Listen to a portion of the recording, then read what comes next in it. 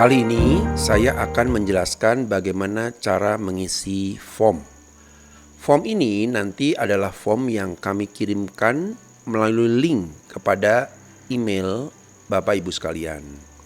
Jadi di sini ada 3 macam sheet di bawah ya. Ada yang general atau kompetensi-kompetensi yang masuk dalam kelompok general. Lalu ada core, yaitu kompetensi-kompetensi yang masuk dalam ranah core atau technical di bidang masing-masing. Lalu yang berikutnya adalah evaluasi form. Nah, khusus evaluasi form ini sudah otomatis, kecuali Anda hanya diminta untuk mengisi nama asesi dan nama asesor.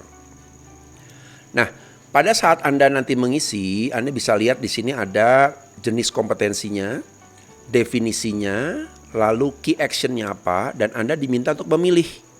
Ya, jadi ini Anda sebagai asesor, Anda akan bertanya kepada anak buah Anda. Misalnya contoh, ini yang merah adalah daftar pertanyaannya. Biasakan kita bertanya pada bagian yang tengah dulu. Misalnya, sebutkan permasalahan apa saja yang Anda temui dalam implementasikan manajemen quality. Bagaimana cara Anda melakukan analisa terhadap permasalahan tersebut dan juga solusinya. Lalu nanti yang bersangkutan atau bawahan Anda akan menjawab. Dan mereka diharapkan ketika menjawab itu kunci jawabannya di sini. Oh, kalau dia bisa dekat-dekat mengidentifikasikan atau menganalisa, memberikan solusi atas permasalahan ditemui secara mandiri, artinya dia sudah lolos di level 3. Namun jika ternyata yang bersangkutan tidak mampu menjawab pertanyaan di level 3 sesuai dengan target yang berwarna ungu ini, Anda bisa bertanya ke level yang lebih rendah. Bagaimana cara Anda mengimplementasikan pemahaman Anda terkait manajemen quality? Dan yang ungu ini adalah target, dia seharusnya bisa menjawab ke arah sini. Jika dia ternyata bisa menjawab, artinya dia masih ada di level 2 ya. Tapi ada juga kejadian di mana ketika dia bisa menjawab di level 3, Anda juga jangan terlalu puas di situ, tapi Anda mencoba untuk bertanya di level yang keempat atau level mastery. Bagaimana cara Anda memanfaatkan tools quality management sehingga memperoleh terobosan dalam proses produksi yang lebih efektif dan efisien sesuai dengan kepentingan masing-masing tools quality management tersebut. Lalu jika ia ternyata bisa menjawab yang ungu ini sebagai target jawaban yang dia harus munculkan, maka dapat dipastikan dia lolos untuk mencapai level yang keempat. Saya akan jelaskan bagaimana cara Anda mengisinya. Ya, di sini tools ini sudah cukup otomatis. Nah, kita lihat ya. Di sini ada tulisan 4-4-4-3-2. Nah, jadi kalau kita bicara tentang kompetensi, ini adalah minimum requirement yang harus dicapai. Jadi ketika Anda contohnya melakukan evaluasi terhadap R&D technician, cukup 2, berarti Anda langsung bertanya di level 2. Kalau dia bisa menjawab, Anda coba di level 3, pertanyaan nomor 3. Tapi kalau dia tidak bisa jawab, Anda kembali ke pertanyaan di level 1. Jadi kalau dia bisa menjawab di level 2, artinya yang bersangkutan sudah match. Nah, cara mengisinya gimana? Cara mengisinya Anda cukup menuliskan di yang sudah ada ya.